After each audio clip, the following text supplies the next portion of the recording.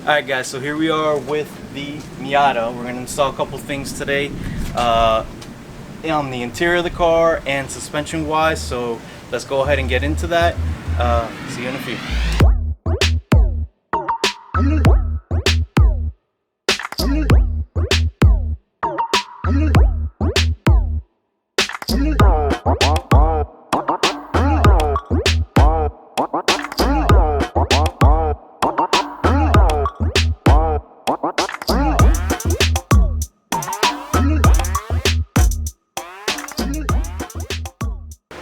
Alright, so first thing we're going to install are the sway bars. So let's go ahead and open up the box.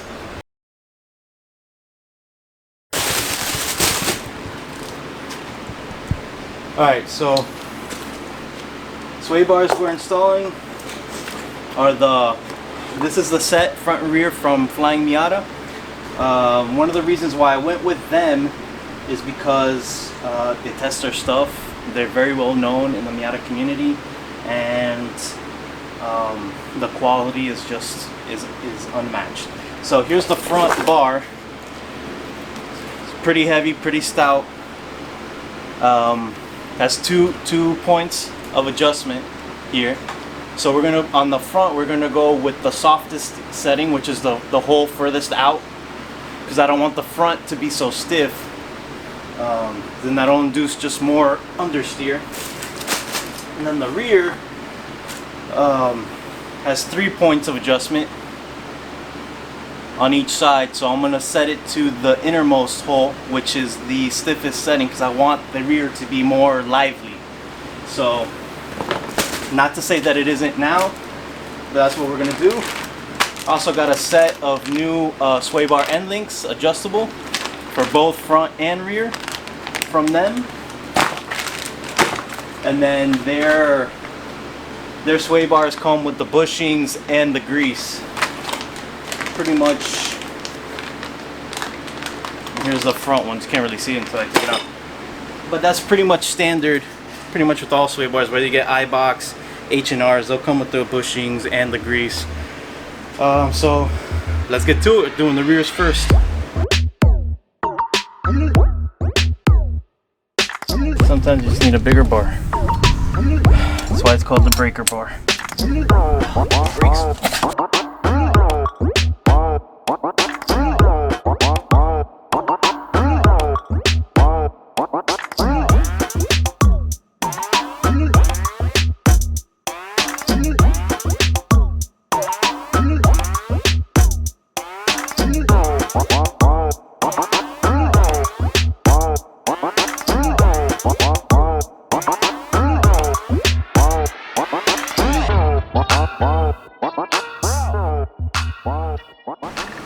Yeah, so this is the rear bar, Flying Miata. This is the OEM. And you can just tell by the thickness. You know, this is a lot thicker, and this is I believe this is a solid bar. Not to say that the OEM one isn't, but look at this is thicker. So yeah. The good thing is that the Flying Miata one uses the OEM brackets, so it's just a matter of using the same brackets. And the front comes with its own set of brackets, so you don't have to worry about any of that. So let's get to it. Yes. Okay. Alright, so first things first, we're gonna lube with the supplied grease. We're gonna lube the inside of the bushing here. This is the bushing that came with the sway bar.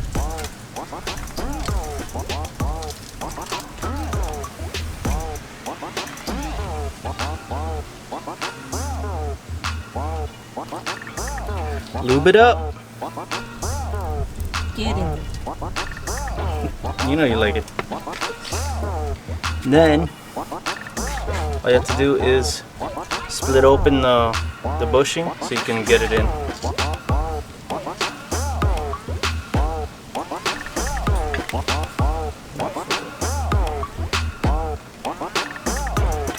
There we go. And then you just do the same thing on the other side. Slap your bracket on, and this is ready to go screwed in already to the rear subframe of the car.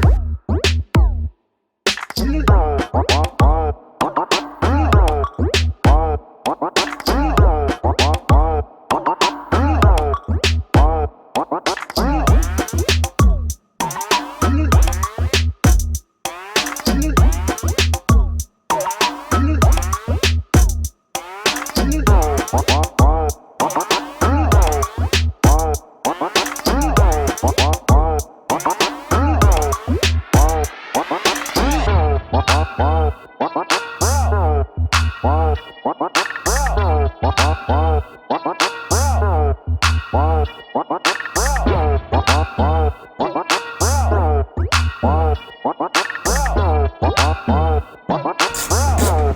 a long ass screw.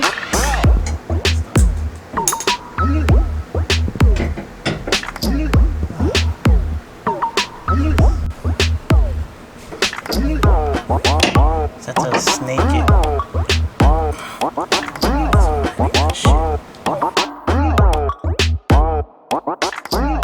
Alright, so here you have the front OEM sway bar and you have the Flying Miata. You can tell the difference in thickness, and also you have the two adjusting points right here. So I want it at its softest, so I'm going to go at the outer, in the outer hole there. So it's so much easier swapping out a front sway bar in a rear wheel drive car than it is a front wheel drive car, because you don't have to drop the subframe and none of that garbage. So much easier. Alright, so here's the stock sway bar bracket in the front, and this is the one that comes with the Flying Miata kit. As you can tell, there's a difference in the size. And this is the Flying Miata one is to accommodate the bigger bar with the bigger bushing. So again, same process. Lube up the inside of the supplied bushing, put it on the bar, and tighten everything out, and you're good to go.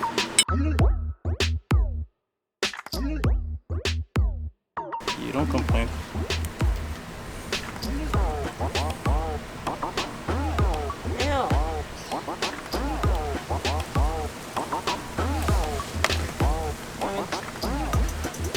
Métele el dedo. Cochina. You're the one doing it. Oh, at least I got a lot of practice. Where's the other one? Show me one. Ay, caramba. More white stuff.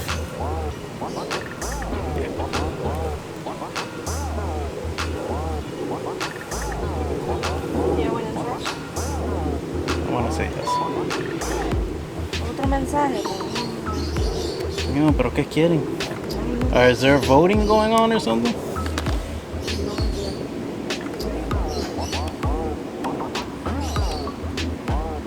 There's a 1-800 number. Like my something and my something. These people are disgusting. Yep. Que clase cochino. Dale, focus, cochino. Te lo meto and I focus.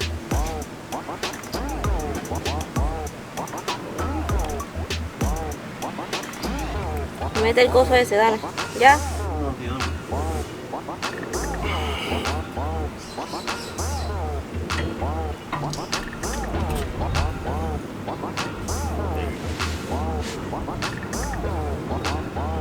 Ojalá sé, ¿lo metiste con una mano?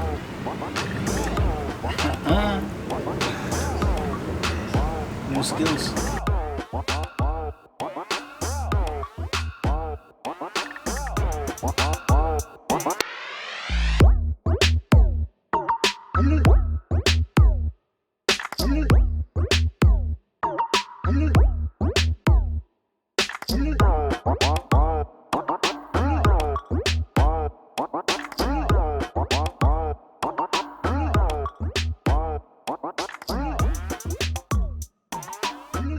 The wheels back?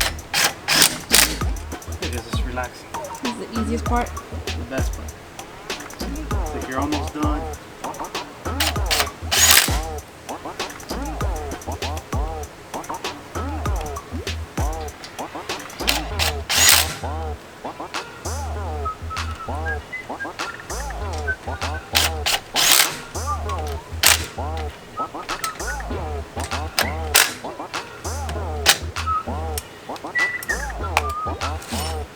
Alright. Bring it down. Huh? Bring it down. ¿Qué rompiste? Tu culo. ¿Vienes para estar en deberes? No, it's better. Esa medita está enterita, tiene tremendo I was just thinking about that song. That was in our prom. Oh no. I didn't go to Yes, I know. But that was that year, right? Because I Yeah. remember they were playing that at homecoming and all that stuff.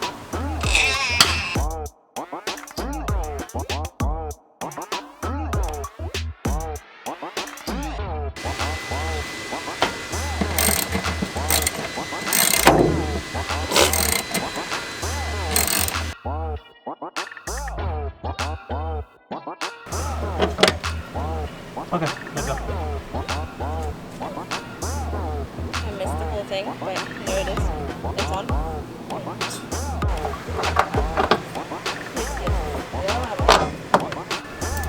Tighten those bolts. Tighten those bolts.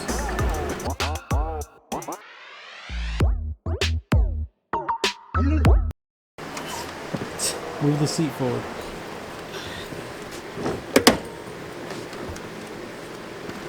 You only have to press the clutch in to turn it on. Put it in neutral. There you go. Mommy.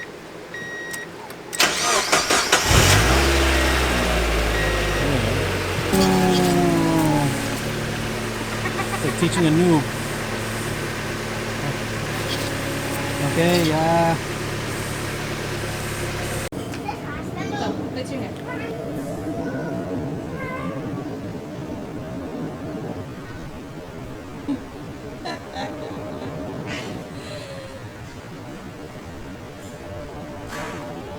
Okay, you ready? Yes.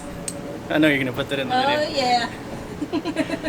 So, we got the sway bars in, raised the front about 1/4 of an inch on each side, adjusted the e-brake.